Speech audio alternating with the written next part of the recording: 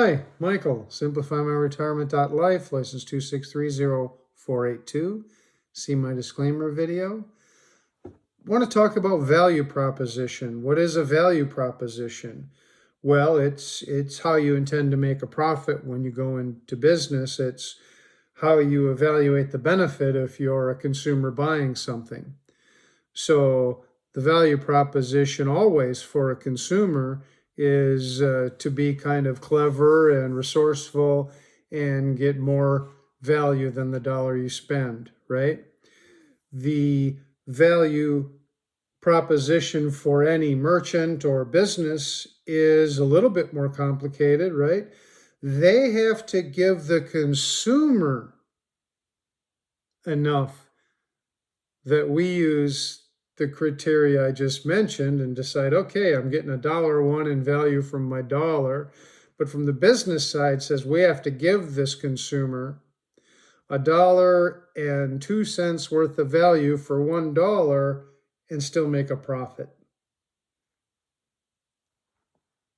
But it's all very much up front, right?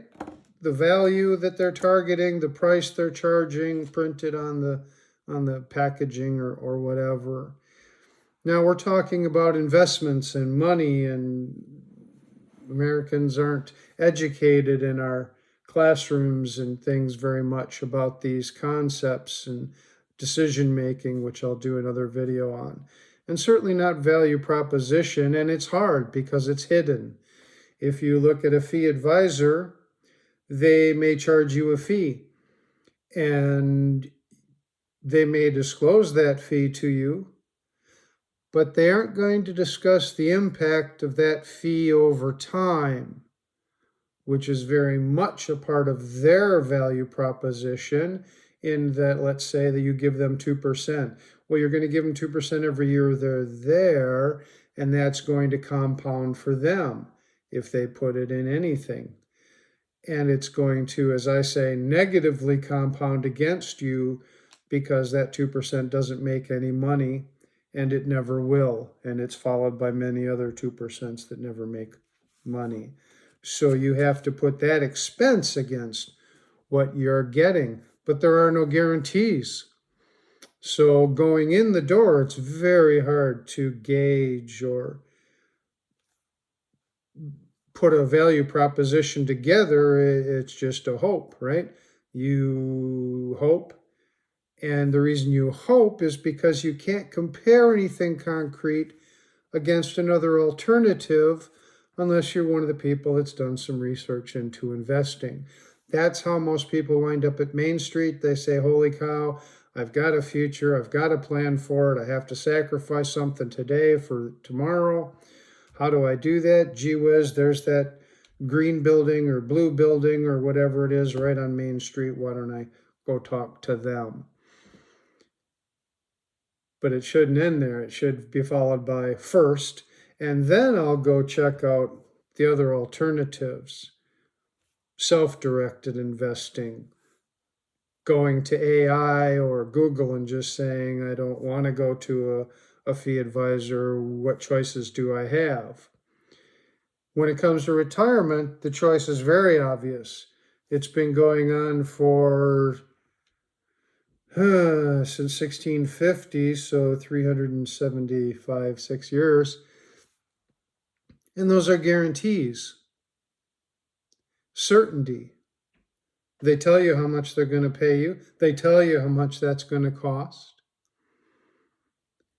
In the beginning, they weren't insurance companies. They were just large groups. Let's say there's, there used to be smaller. Let's say today at an insurance company, there's 100,000 of us in a big group. We are all expected to die around 79 and a half years old. We put in enough money so that the investment produces a income for all of us that meets our value proposition guidelines. Currently, 2026, for a 65-year-old person, they're paying about 7%. So if there's that money, somebody passes early, their credits go to somebody that lives longer, everything works out. So the value proposition is I don't have to worry about money anymore, or I don't have to worry about income anymore, technically. You could be a spender because you know that when your money runs out, you're going to get paid a little bit from Larry, Mary, Terry, Jerry, Carrie, because they passed early, unfortunately, but it's a fact. And those numbers work perfectly when you put them in large groups, 100,000 people, right? The young ones pay for the ones that outlast. That's the value proposition. How do I get more money than I put in? And what's it doing for the other party? So now we go back to the investment side. The value proposition is not in their game plan. They're not giving you a widget that costs them $1 and pricing it at $1.10 in the hopes that you value it at $1.20. Nope. They're just taking their fee, which is around 2% throughout the US, in the hopes that you continue to pay it. There really is no value proposition that can be relied upon. I used to do financial planning. I had Series 6, Series 7 licenses. The whole plan, if it were a narrative, would be filled with if, right? If we get 8% over 20 years, if you continue to put $300 a month in, if there's not a recession within 1, 2, 3, 4 years of you planning on, you get the idea. On the contractual side, in that big pool, it doesn't matter if it rains or storms or there's lightning or 100 people all die at once.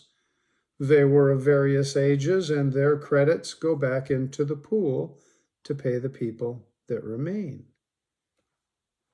So the value proposition is even clearer on the insurance side because they tell you, I have a product that grows and accumulates like nothing you've ever seen. No fees, no spreads, no fancy gimmicks, just patented strategy and a structure that works better than anything I've ever seen. On the income side, as I said, you put money in, and whether the money you put in gets returned to you in full or not, back in 1650, if you lived, you got paid. And it's the same way today, but I just wanted to go into that. I'm going to go into it a little more detail. I repeat a lot of things I've learned. People learn differently. Just basically, the value proposition is that this 100,000 people group right now is all expected to die at 79 and a half. And then let's just say, for simplicity's sake,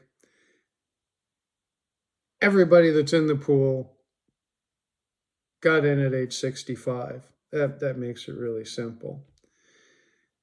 And the thing is, this pool plans on giving you all your money back at 79 and a half because they've run all the math and done all the statistics, and they figure they can still make a profit. And some people go early, some people go late, and they invest and they can make it. But you don't care because you have a contract. And many of these companies are A-rated, A+, been around 200 years, all that. So very secure. I've got a video on leverage that talks about the security at the back end. But that's the point. There's no FDIC on my side. There's no FDIC on their side. There's expenses and fees that many people can't find or understand or don't know the compounding effect of. On my side, it's a contract. Expenses and things are very spelled out.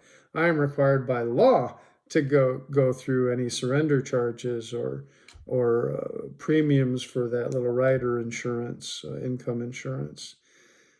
But that's what this is. This is just the value proposition. If you can't figure out how somebody else is making money on something, that's a problem.